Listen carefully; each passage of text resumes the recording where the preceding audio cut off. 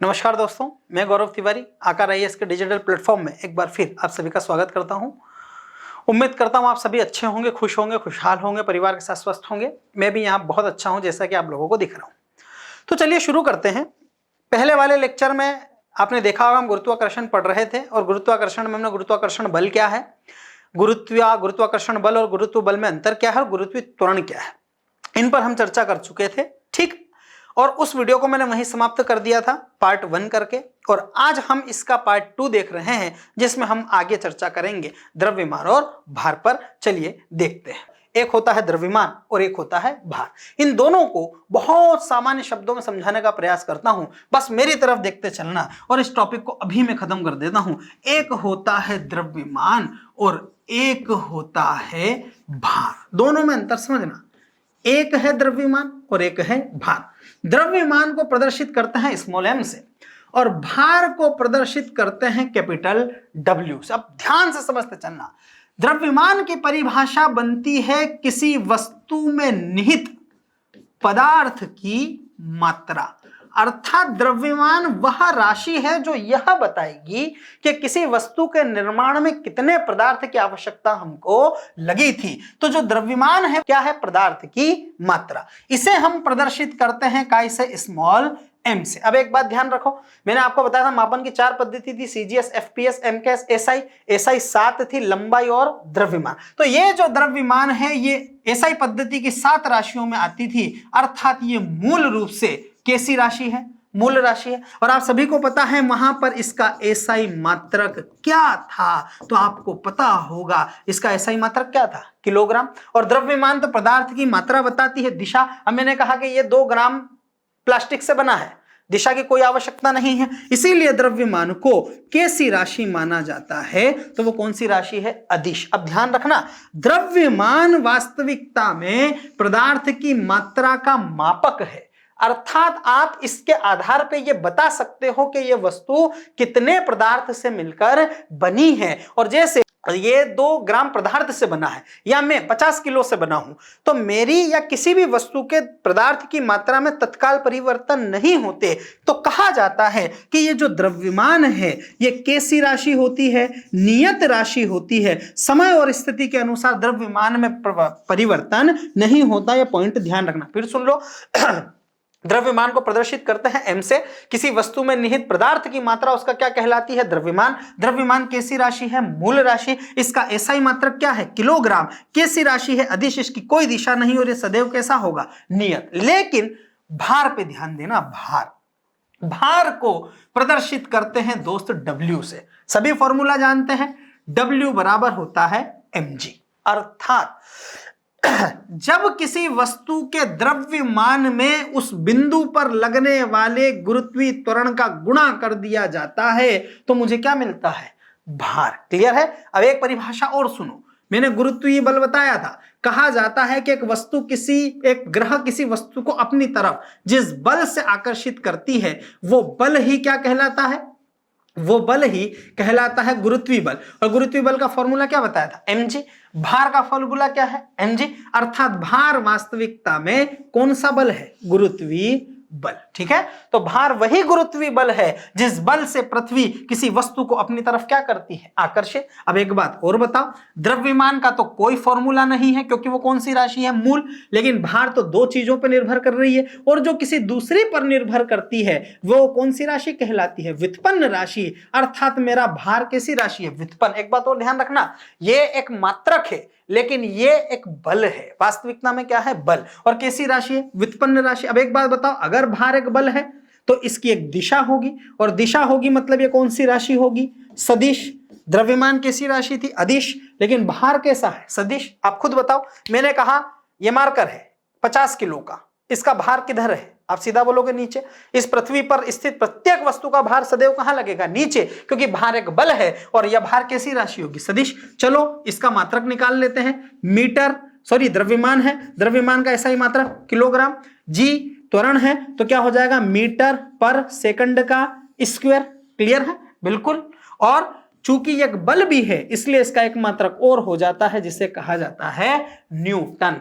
बहुत महत्वपूर्ण पॉइंट आ रहा है। एक बात बताओ, द्रव्यमान का कोई फॉर्मूला नहीं। द्रव्यमान ग्रेविटी पे डिपेंड नहीं करता, लेकिन भार ग्रेविटी पे डिपेंड करता है। अर्थात जहां जहां ग्रेविटी बदलेगी वहां वहां किसी व्यक्ति का भार बदलेगा, लेकिन उसके द्रव्यमान में परिवर्तन नहीं होगा, क्योंकि द्रव्यमान कैसी राशि है? नियत। लेकिन भार नियत राशि नहीं है, भार परिवर्तनशील राशि है, अर्थात इसमें परिवर्तन हो सकता है। अलग अलग जगह पर अलग अलग व्यक्ति का भार अलग अलग होगा, क्योंकि भार काय पर डिपेंड करता है? ग्रेविटी पे। अब एक बात बताओ, मुझे आप सभी को याद होगा कि ग्रेविटी का मान सबसे ज्यादा कहां पर था?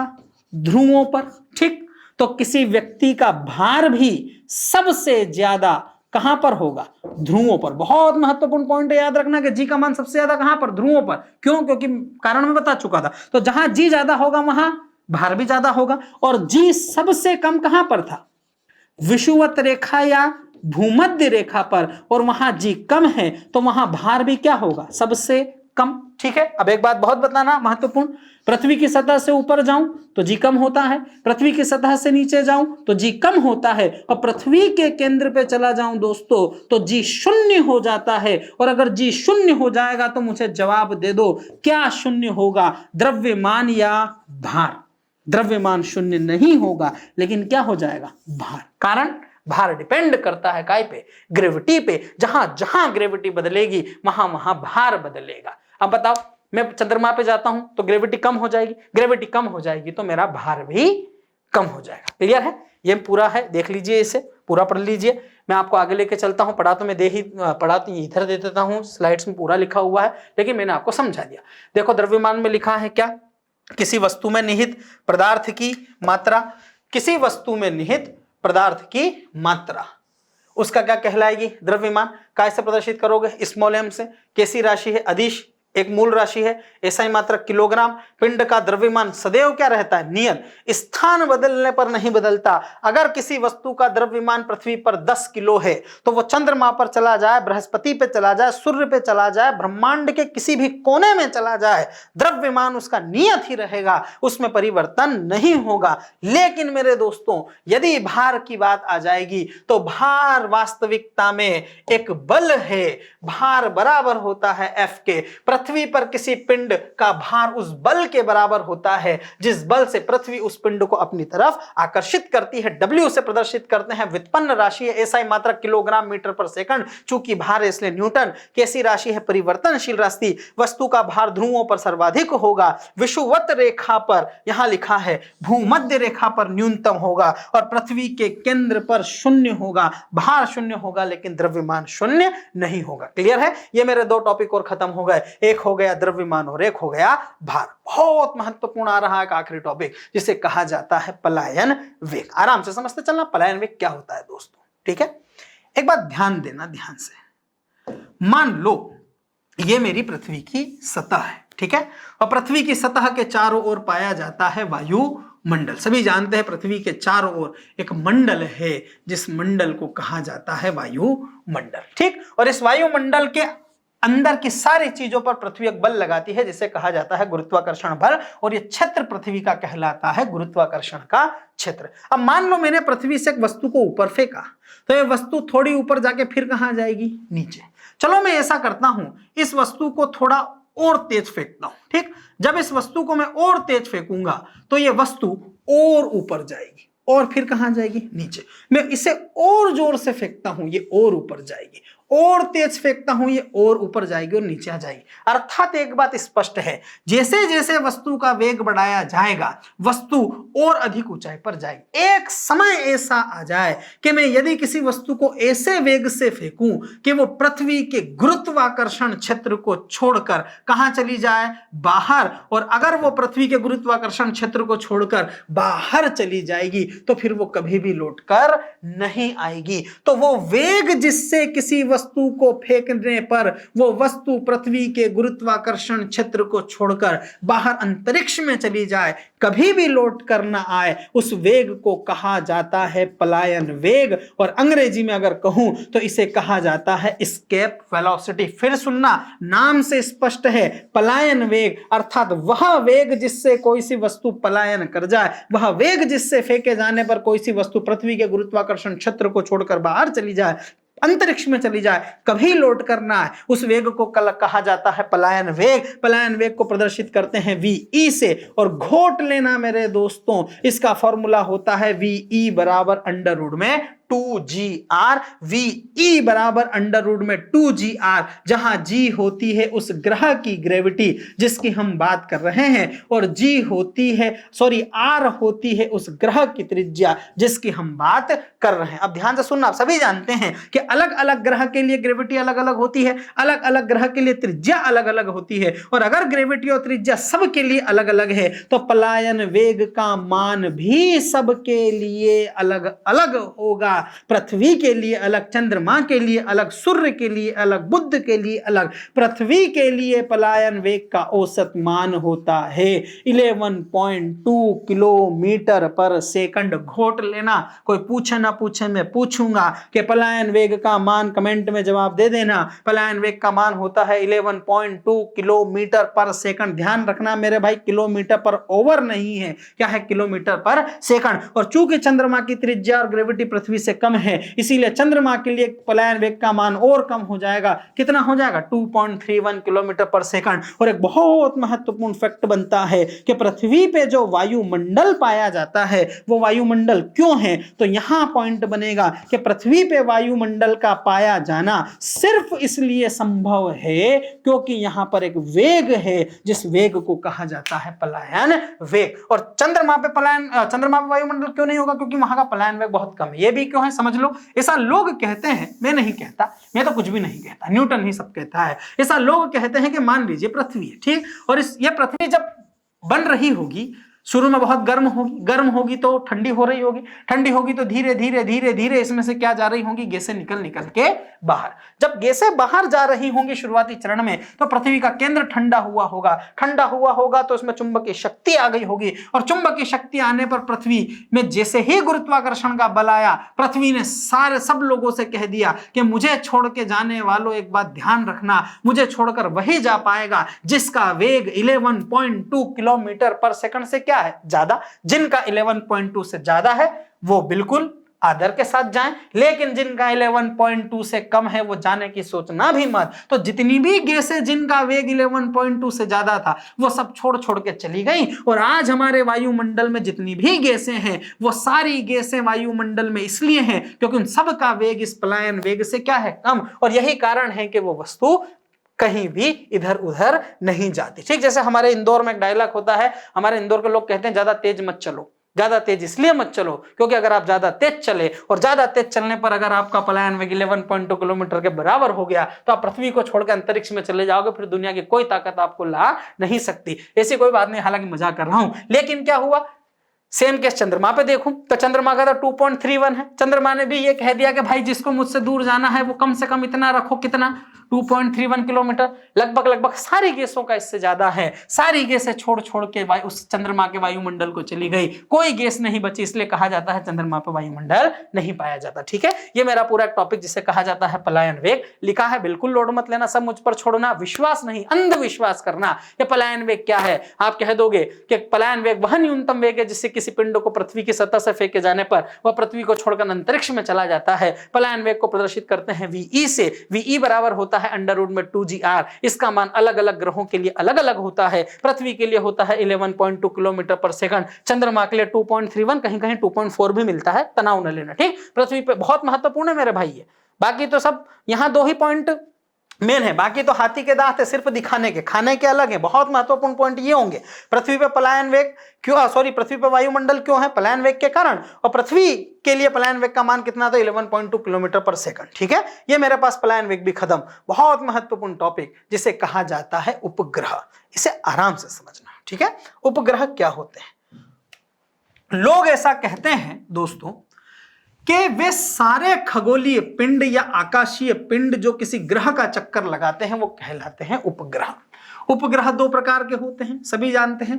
एक होते हैं प्राकृतिक उपग्रह, ठीक, प्राकृतिक का मतलब जो प्रकृति ने दिए हैं, और एक होते हैं मानव निर्मित, जिनका निर्माण किसने किया है, मानव ने, ठीक है। कोई इतने महत्वपूर्ण नहीं, पर इतना जब आप टेक्नोलॉजी पढ़ेंगे मेंस में तो उसमें विस्तृत पढ़ेंगे, लेकिन फिजिक्स में जो थोड़ा सा आता है उसके हम बात कर लेते हैं कि उपग्रह वे सभी खगोलीय पिंड जो किसी ग्रह का चक्कर लगाएंगे वो उपग्रह होंगे, ठीक। अब सीधी सी बात है, उपग्रह पृथ्वी का चक्कर तो लगाएंगे। इस दुनिया की प्रत्येक वस्तु किसी ना किसी के चक्कर में तो है, तो ये उपग्रह भी चक्कर में है पृथ्वी के। अब जब ये पृथ्वी का चक्कर लगाएंगे तो ये सामान्यतः दो ही दिशा में लगाएंगे, ठीक, एक तो इस वाले रास्ते पर और एक इस वाले रास्ते पर।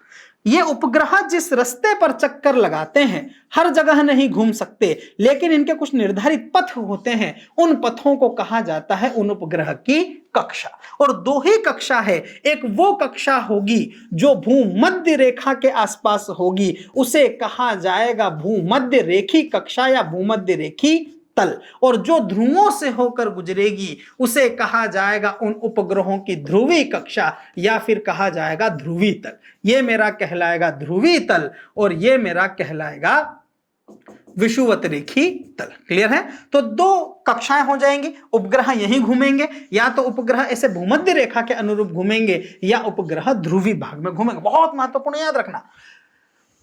इस आधार पर उपग्रह दो प्रकार के, एक हो गए भूस्थायी उपग्रह, याद रखना यही सबसे महत्वपूर्ण है, ध्रुवी का तो कोई इतना महत्व नहीं है।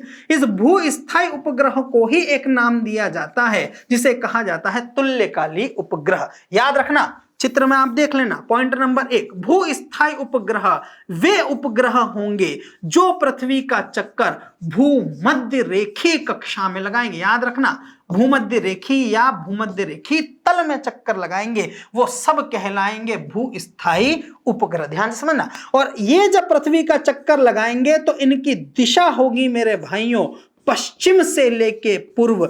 इनके घूमने की दिशा भी वही होगी जो पृथ्वी के घूमने की है। बहुत महत्वपूर्ण प्रश्न बनता है कि भूस्थायी तुल्यकालिक उपग्रह के परिक्रमण की दिशा कौन सी होगी, तो होगी पश्चिम से लेके पूर्व। अब ध्यान से सुनना, एक उपग्रह मान लीजिए यहां से चला और घूम के जब वापस यहां आ जाएगा तो वो पृथ्वी का चक्कर पूरा कर लेगा, और इस चक्कर को पूरा करने का जो समय होगा वो उसका कहलाएगा आवर्तकाल। और कहा जाता है भूस्थायी उपग्रहों का दोस्तों जो आवर्तकाल होता है वो 24 घंटे होता है। और आपको याद होगा पृथ्वी का आवर्तकाल भी कितना है, 24 घंटे। चूंकि इन उपग्रहों का आवर्तकाल पृथ्वी के आवर्तकाल के बराबर है, पृथ्वी के आवर्तकाल के तुल्य है, इसीलिए इन उपग्रहों को क्या कहा जाता है, तुल्यकालिक उपग्रह। बहुत महत्वपूर्ण पॉइंट ध्यान रखना, इन उपग्रहों को पृथ्वी की सतह से एक निर्धारित ऊंचाई पर स्थापित किया जाता है, अर्थात इन उपग्रहों की कक्षा की ऊंचाई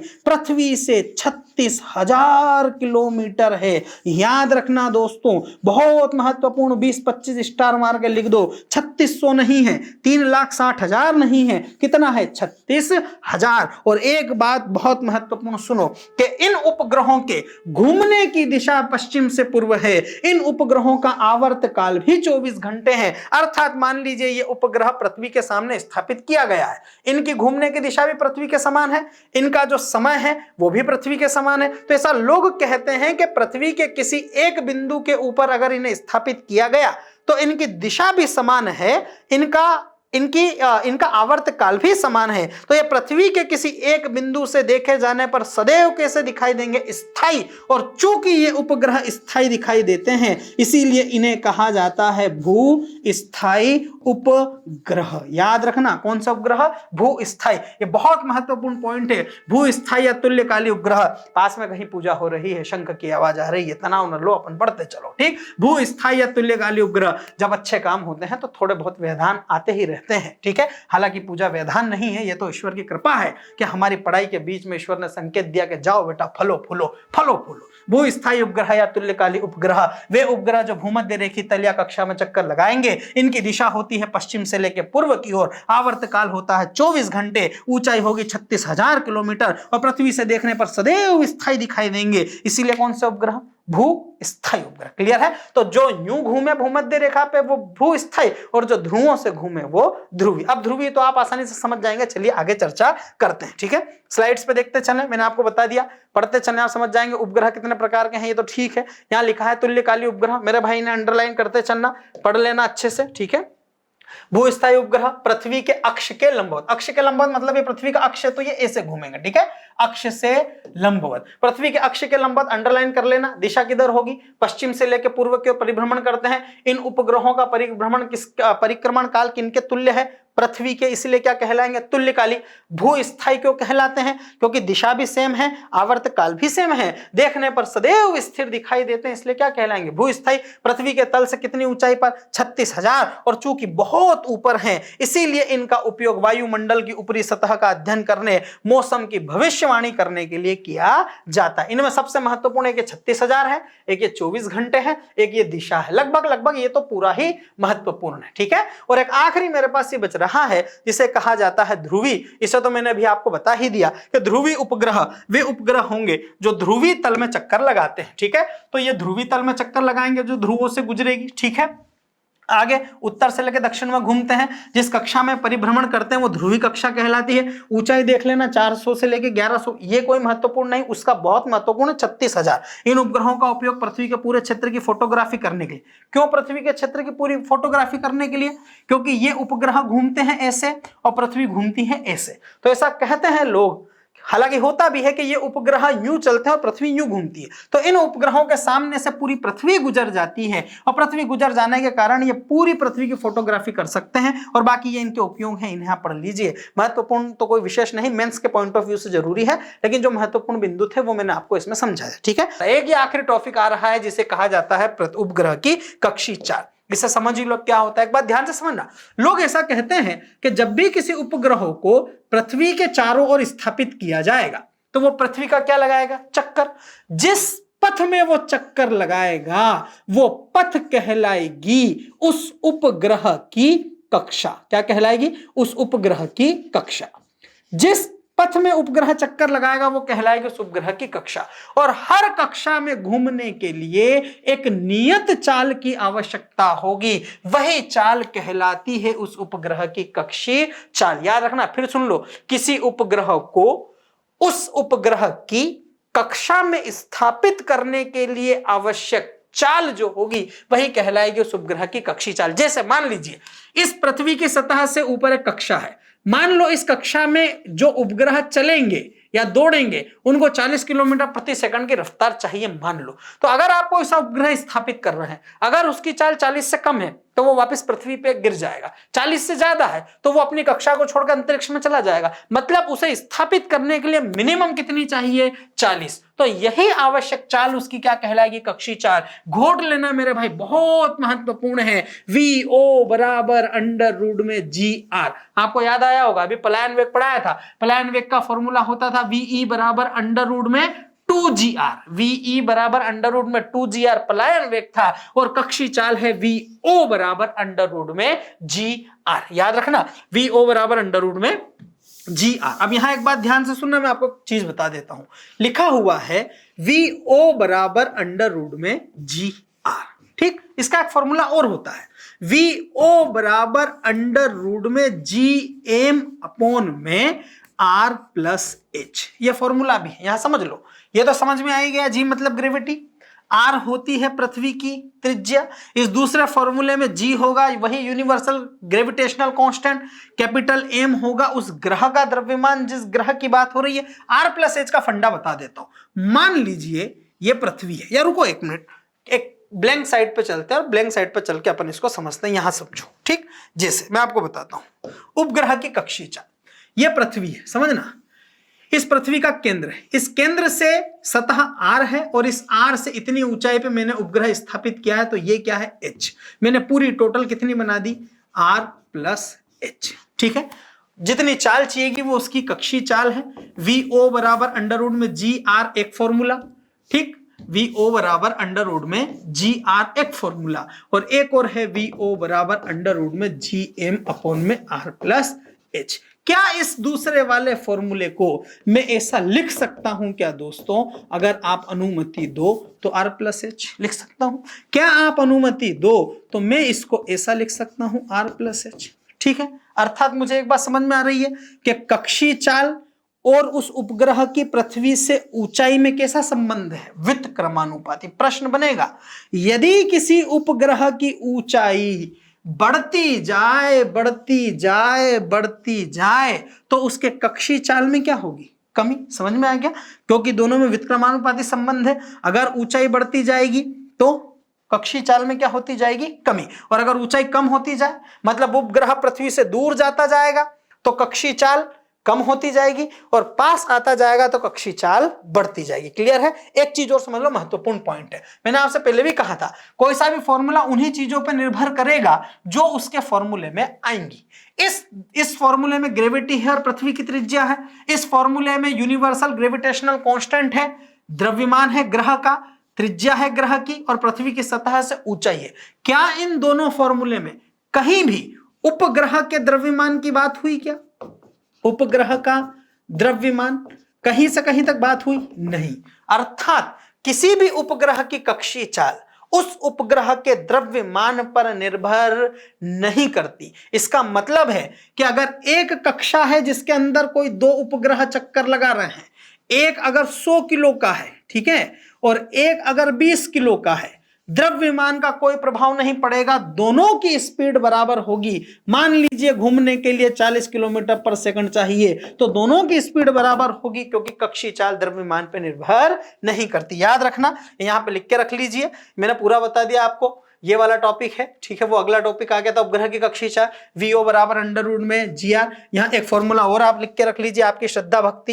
लिखना चाहे तो लिख लीजिए, वरना कोई बात नहीं, लिखना चाहो तो लिख लो, कोई पैसे नहीं लग रहे हैं, सब फ्री चल रहा है। GM अपॉन में R प्लस H। ठीक है, यहाँ देखो 2 पॉइंट। उपग्रह की कक्षीय चाल पृथ्वी तल से ऊंचाई बढ़ने के साथ कम होने लगती। क्यों? यहां लिख देना, VO समानुपाती 1 अपॉन R प्लस H। अर्थात यदि R प्लस H बढ़ेगा मतलब पृथ्वी की सतह से ऊंचाई बढ़ेगी तो कक्षीय चाल में कमी होती जाएगी। और यहां लिखा है उपग्रह की कक्षीय चाल उपग्रह के द्रव्यमान पर निर्भर नहीं करती। अर्थात अगर दो अलग अलग द्रव्यमान के उपग्रह हैं तो दोनों की कक्षीय चाल कैसी रहेगी? एक समान है। 2 पॉइंट महत्वपूर्ण है। ठीक है, अब एक आखिरी चीज यहां लिखी है, पलायन वेग और कक्षीय चाल में संबंध। बता देता हूं, मुझे चीजों का जवाब दो, आप खुद बताओ। पलायन वेग VE बराबर अंडर रूट में 2GR। ठीक, कक्षीय चाल VO बराबर अंडर रूट में GR। समीकरण नंबर 2।